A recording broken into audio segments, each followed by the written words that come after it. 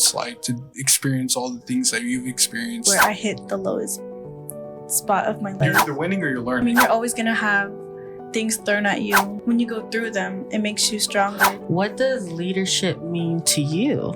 It's not about being perfect 24/7. It's kind of overwhelming if you're not really like used to that flow. Definitely laid the foundation for Islander Club. But it was a cool opportunity, so yeah. We want to thank Honey Andrew for joining us today. Episode 5 of MEI the podcast.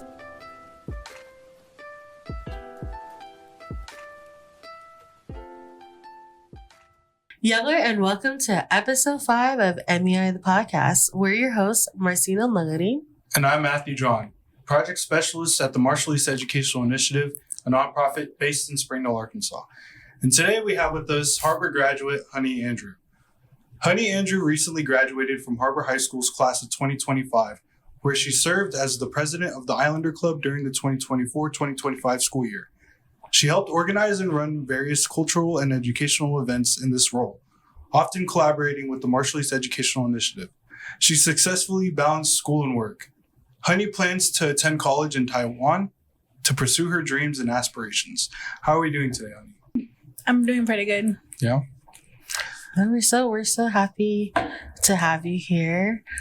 First off, congratulations on graduating, and Thank you. That's a really big milestone. And so, we're just so happy for you here at MEI. Yeah. And now that you are done with high school, how does it feel to not be in class from 8 to 4 and to have all this freedom during your day? It's amazing. Obviously, I still miss my teachers, and my classmates, and the relations that I built within the school community. But the classes, I don't miss. The homework, no. I personally wouldn't miss homework either. Yeah. I think that was the one thing that I was honestly looking forward to after I graduated too, was no more homework. No more essays, no more papers that we had to do, no more group projects. Yeah. So I was super excited when I honestly looked forward to that. Group projects were a lot, but I was on it. Yeah. That's good. That's good. You mentioned missing your teachers. Is there anything else about school that you're going to miss about high school? I'd say like the lunch ladies, the janitors. Yeah. I really like connected with all the staff members and the principal as well. He was very like easygoing. Mm-hmm. And what are your thoughts on school food? Honestly, I like it. Yeah? I think the hate on like, school food's a little overrated. Yeah, I feel like it's a bit unhealthy, but I'm grateful for it. Oh my gosh, do they still have the salad bar at Arbor? Yeah. I don't know if you guys, SHS or Springdale High School, had salad bars. I don't think we had a salad bar, but we just got what we got. That's not how it is now. I definitely don't miss the burgers. I know. So for those who don't know, I too graduated from Harbor. So I'm a Wildcat alum. Because weren't you a Wildcat? Always a Wildcat. You know, you're very active in Islander Club. What sort of activities did you and your club organize? Yeah, so we actually hosted the Youth May Day, and it was pretty successful, I believe. We had some comments and everybody saying that it was very organized. This year we wanted to include food in the budget so that our players can be energized and then feel good, play good, you know. We also wanted to collab with MEI and then Springdale as well. Unfortunately, we were unable to collab with them. But their presence still made it meaningful. I see that you guys are also involved with after school activities like at other schools and at the churches. Can you talk a little bit more about that? It warms my heart to see that other communities reach out to us personally, and just having them say these things and getting us involved with everything. It really means a lot because we do put our hearts out, and we really want to educate ourselves more within the Marshallese communities and just working alongside our youth, and then are also the adult ministries, I feel like is very good aspects for the future. And it gives us like different perspectives of what we can do, how we can do better, and the things we need growth in. I don't know, like I really do applaud like you and your club. Back then, we only had like international club at Harbor, and so I found it. Oh, it was until like it was probably like 3 years after I left high school. That's when they came up with Islander Club, and I was like, oh man, Yeah, I was gonna graduate later. I wanted to be an Islander Club, and so so yeah. What other activities have you guys done like throughout the school year? Bouncing off from the international, we did a festival. So they made that a festival. And actually the members self-led. I wasn't there unfortunately because of work, but the students, the members, the officers, the boards, they were able to put together a piece, and it showed how much of an impact leadership comes within leading the students and then navigating what they do reflected off of that. It shows that they really do want to do things and to make the community better. No, and yeah, just going straight into that. So, what does leadership mean to you? To me personally, it's like an art of opportunities where students can lead and make a difference and impact whomever they encounter. What would be a good example? Like, who would be a good example of a leader to you? Personally, my mother, she's a really big, influential person to me. I'd also like to mention Anjanette, whom you guys interviewed the last episode. Lila Lookable, Apple Lookable, Maury. Apple and Maury were the previous presidents of Harbor High School. Yeah. You were juggling school, work, and serving as club president. How did you manage to balance all of those? Honestly, it was not easy. I'd say like some of the things that you miss out on is upsetting, but the opportunities that you sometimes miss lead to better opportunities. With me as a president, I gave some of the students an opportunity to lead without having their leader lead the club. And at the International Festival, I was very proud of them. They were able to, again, put together that piece without me there. So it was really like a proud moment for me over there. I think that's a great display of leadership. I'm pretty sure that your fellow club members could probably testify to that. So we're proud of you for that. Yeah, and they definitely wanted to make you proud. And, if they were able to do that, by themselves, that just shows that you put a lot of trust into them, and then from that, like they built like that confidence to know like, okay, well, honey trusts us to do this, so let's make this happen. And so you do have to definitely applaud yourself for that as well, because you definitely played a vital role in that.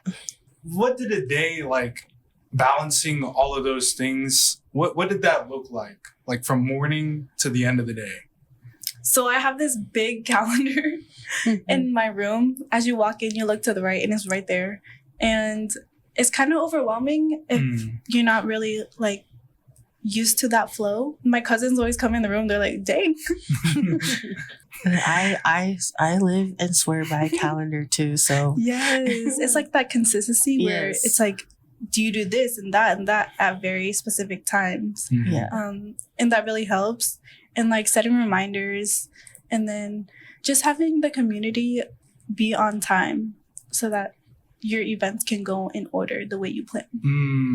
Yeah, I think that's one thing that's also hard, like, working in community is time management. And so, and I know that like, everyone has busy lives and everyone's always doing something, but definitely time management. Because like for me personally, like if I'm late, I get upset of like, about myself. Yes. Because like I knew like it started at this hour, but here I am like 5 minutes late and I get super upset.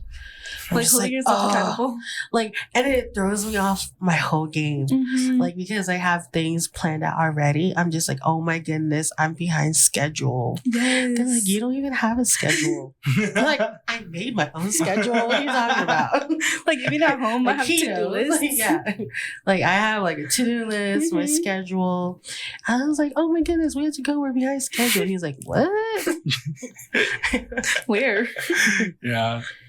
Those are high pressure and intense moments, but we always find a way out of the storm. Right. Were there other Marshallese students who were working and going to school at the same time?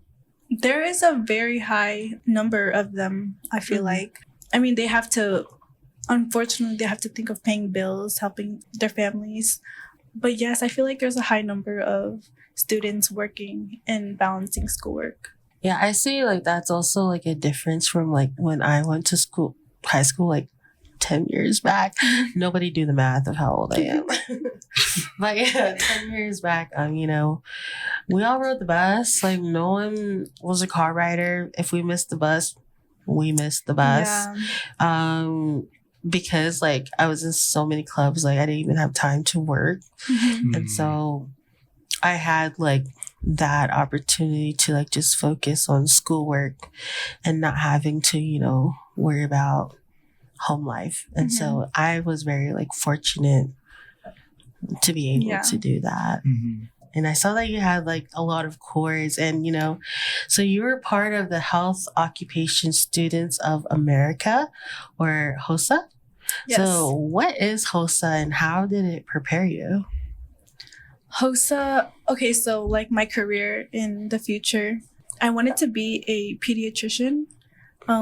Working with students, I feel like it's such a blessing, especially with younger kids. But after looking at different things, I now want to be a real estate agent, which is so not related within the classes. And so being in that club, it actually opened up my mind and it gave me opportunities that I didn't know I needed and wanted, actually. Was there someone that inspired you to become a real estate agent? It was actually the community that inspired me. Like just seeing different Marshallese families cramming into a house. I wanted them to have their own personal spaces. I want them to get the opportunity to know what it's like being a homeowner.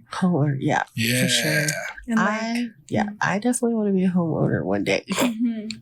I feel like it would be a big accomplishment to them. Yeah. And so you're also a member of the senior class council. So what was that experience like? It was really nice. Athena, she's the president for senior class council. She's actually one of my motivators as well, my role models that I look up to. She actually got into Yale. Oh, wow. Oh, wow. Yeah. I love that. But big shout out to her. She helped me with community service hours and just getting the opportunity to learn more about leadership. What did community service look like to you, or what did you do for community service hours? You definitely give back to your community. It's not for like community service hours. It's more like, it's something you sign up for, but definitely something that you're blessed with and you're eager to, want to do it and not have to do it. Well, it seems like community service taught you a great deal of things, and I'm sure that people could pick up on a new perspective in terms of community service. You were also involved in National Honor Society. Can you tell us a little bit about what it is and what you do in National Honor Society? In NHS, we like to advocate for students who are eager for leadership, and you want others to view you as like responsible, organized. Being in that club, it helps you become and shape yourself as a better person.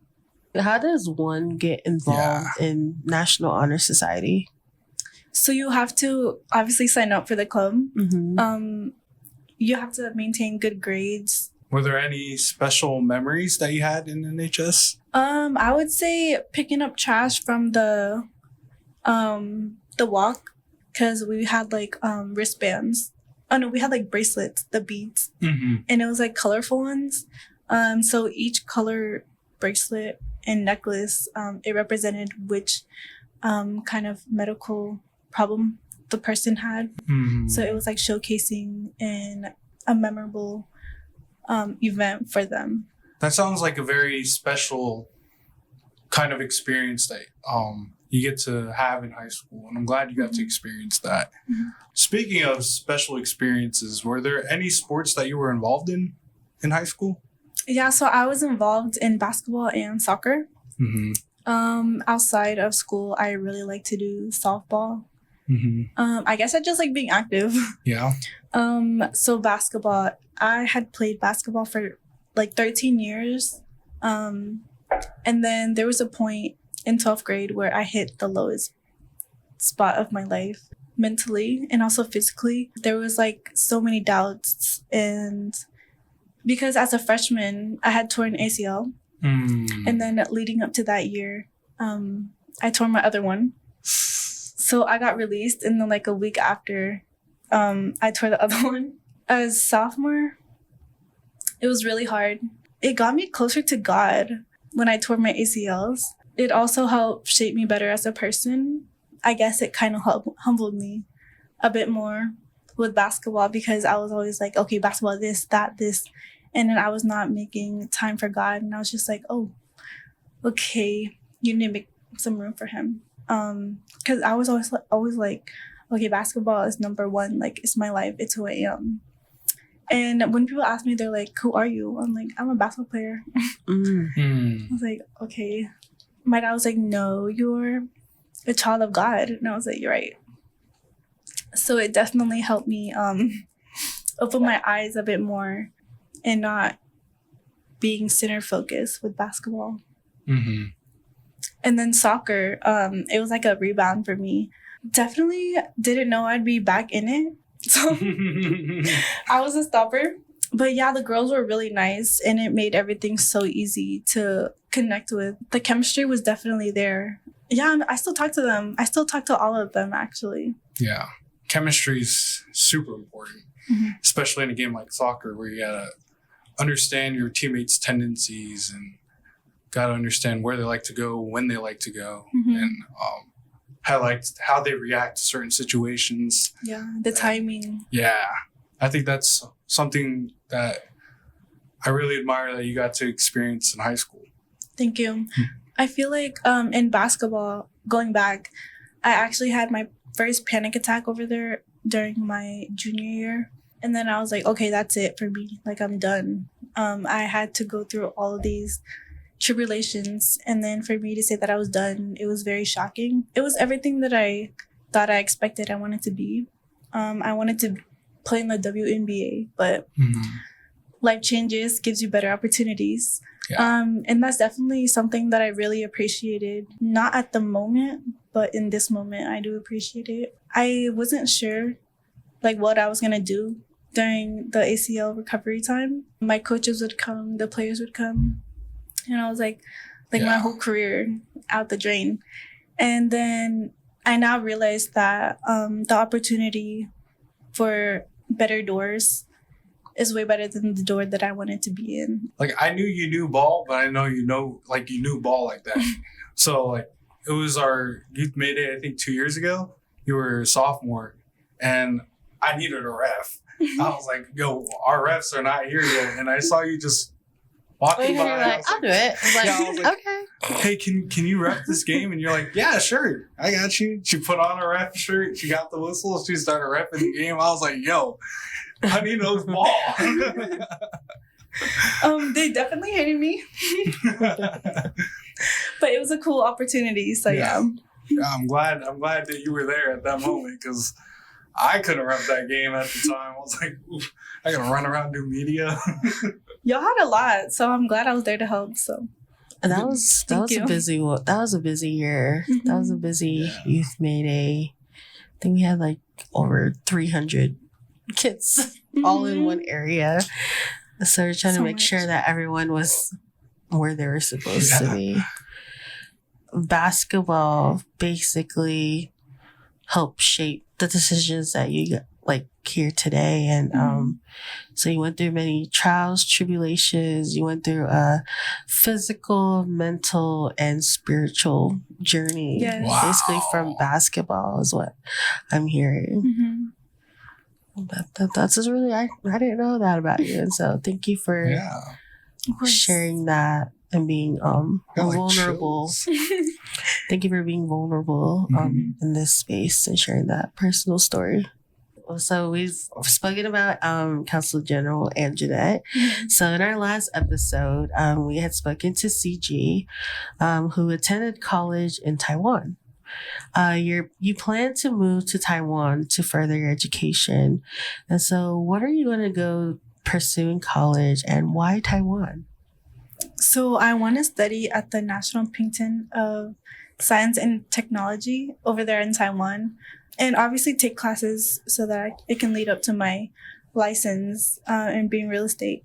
Why Taiwan? I wanted to get the experience and just be my own self. I guess not to prove myself to people, but to my own self, to just be independent and to let the young generations know that you shouldn't give up. I love that. I love that. I think it's I find it so amazing when seniors, like, they want to study abroad. I've always wanted to study abroad, but life life sometimes gets in the way and those opportunities are missed. But that's not the end of it. You can Right. I feel like a lot of people, when they think about higher education or college in general, they put an age limit to college, but Yeah. there is no age limit. I feel like you No. can go to college whenever you want to, or whenever you are settled, or even have the time to do so. And it's like, so with that, I also applaud like the older generation who pursue college, like, in their 60s or 70s. And so that's super exciting. So speaking of college, so what do you plan to do after you graduate with your college degree, and how will it benefit the Marshallese people? If I get this scholarship in Taiwan, I'd actually love going back to the Marshall Islands to serve and to share with my knowledge that I gained within that embassy. And then after that, I can make my own business, help them, settle, and just make over there feel more at home, I guess. Personally, I never got to go over there, so I don't really know the aspects of living there. But my parents, they grew up there, and the stories that they've told me, it really just breaks my heart, the things that they've went through. I feel like if they educated the younger generations better with the stories and all the things that they went through, we're able to better grasp the idea so that we can better the community. I think that's super important.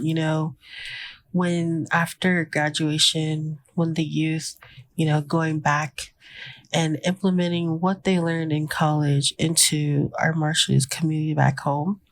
Because although we are a slow developing country, we are also a country that's trying to learn at the same time. And so that's great. I find that, that's awesome. Thank you. I'm excited for your journey. So Thank you. Students that take what they learn and put it to use towards their roots and their culture, it only empowers our country and our people. And so I commend you for that. And Thank you. I think that you're on the right path, and I'm very proud of you. I do hope to see that they do. And what advice do you have for current and future members of the Harbor High School Islander Club about being active and giving back to the community? A really big advice that I would give for them, I would like to say is, I know it's very heard a lot, but I'd like to say put yourself in the present. Don't worry about the future, for it holds a lot of worries. I always worry about the future for me, I always in my mindset I'm always like, wait, what about this and that? Like what if, but I'm not always there in the present. I'd say I like to better or work on that more. Because what I have now, I should be more blessed than instead of worrying about what I don't even have yet, you know. Humble and sweet like honey. Oh, that's a good tagline. Humble and sweet like honey. I do want to say, everybody, I probably should have said this in the beginning, but Honey's our youngest guest on MEI the podcast. So I think that deserves some snaps. Yeah. We're insert some snaps in the courage video. The courage and the amount of bravery it takes to put yourself out here in front of the community, to listen to your story, and just to share a lot about what it's like to be a student in the Marshallese community, what it's like to experience all the things that you've experienced, and to pass that on to community members before you go on and do great things in Taiwan and then eventually back in the Marshall Islands it's a very pivotal moment for our community, and I just want to say thank you. Thank you. Cool. Yeah, you, Apple, and Max have definitely laid the foundation for Islander Club, and so I hope that leadership and wanting to be part of the community continues on, because the youth, I've always said this, you guys are literally the future. And I love when the youth is always involved within the community, because a lot happens and I don't think a lot are aware of what happens. And so when you immerse yourself into the work itself, it's like sometimes it can be eye-opening. And so super excited for the new president, see what's going to be happening. And, stay tuned. What are some of your most treasurable high school experiences with like classmates, teammates, teachers? What are some of those experiences and memories? What do they look like? Definitely the relationships that you build. I mean, you're always going to have things thrown at you from every relationship that you encounter and create. But I feel like when you go through them, it makes you stronger together. So I feel like I was not expecting to be president because I was like, everybody was like, honey, she's so whitewashed. So I was like, prove them wrong. I was always that one shy girl. And I really hope that the generation learns from that, not to be shy and just be get-goers. Yeah. But the relationship that I built definitely was an opportunity for learning, and not only from the students, but the teachers and the staff members as well. Any moment or experience where you felt like high pressure and you had to like do some certain things to like make sure that things are going in the way that they need to be done? I feel like I always am so hard on myself. So I always want things to go a certain way, and I want everybody to not view it like in a good way and not in a bad way. But it taught me that in bad ways, it can help me and my members, the board members, and them to turn away from what we did wrong in that area and improve. So it definitely was an opportunity for me to say, oh, it's not about being perfect 24/7. It was definitely like learning 24/7. Yeah. That's something my football coach always shared with me and my teammates is like, you're never losing. You're either losing or you're either winning or you're learning. Like that's what resonated when you shared that. There's always a positive outlook.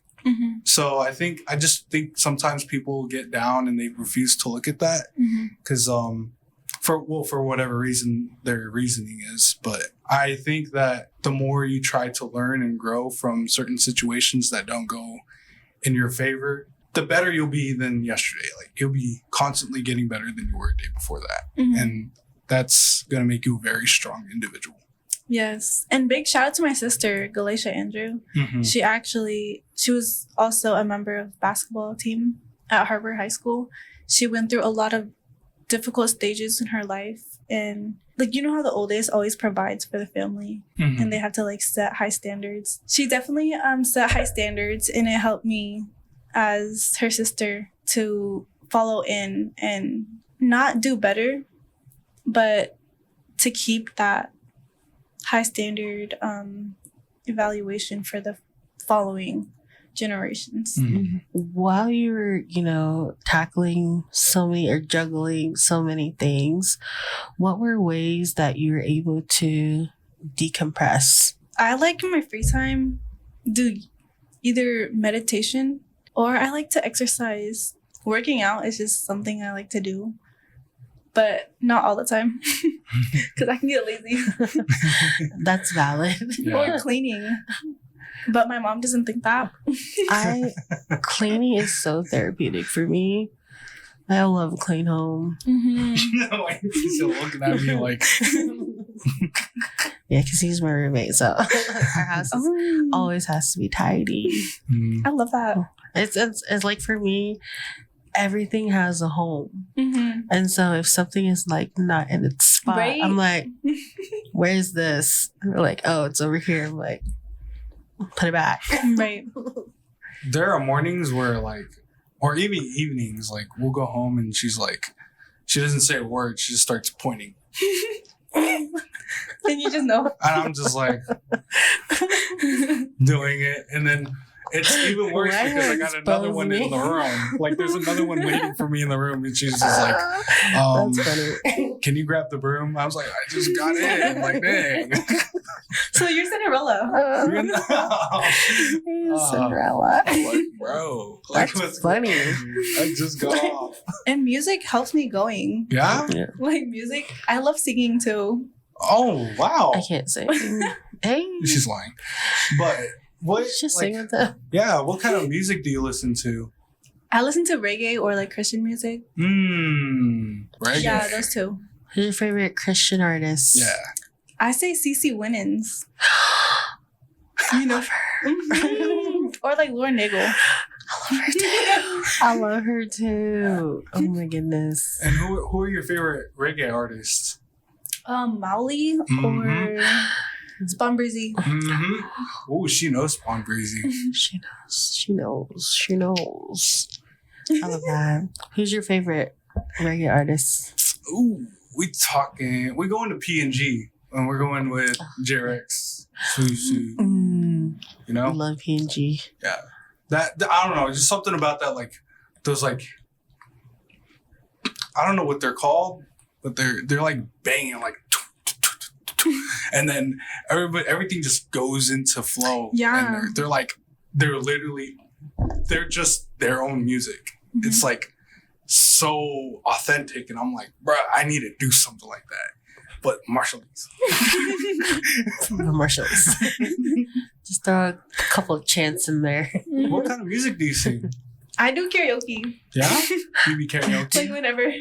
I love karaoke. Is there any like have you ever tried like writing your own song at some point? I did, but then I stopped. Too hard. I don't know. If you're not RC Reagan Cairo. I feel like it comes to you naturally, Yeah. Well, but there's times. there are times. I think what it is like there's this thing in the process, like when you're writing your first song, it's the first block. Like you'll get a flow, and then after you get like first couple of lines, you can't get nothing for like another 4 months. Yeah. That's just how it is for a normal songwriter. But I think Cairo is like one of those unique artists where he can hear something, he can write, and he can write for like 30 minutes, and then he'll be able to go. RC's a different type of unique. He can literally just spit out the words. I wish I was like that. So do I. I'm looking at them, and I'm like, bruh. Well, honey, I'm super excited for your journey. Thank you for coming into the space, being vulnerable, sharing your life story. And we look forward to the future real estate agent of Arkansas for the Marshallese community. Should be back in a suit. And Yeah, you're going to be my agent for sure. So I'm going to wait. No I just love pressure. hearing it. No pressure. I would like to say that I am so thankful for this opportunity. I hope you guys can continue it and as your own selves, have fun in the moment, and just work with each other, build relationships and opportunities, continue seeking education.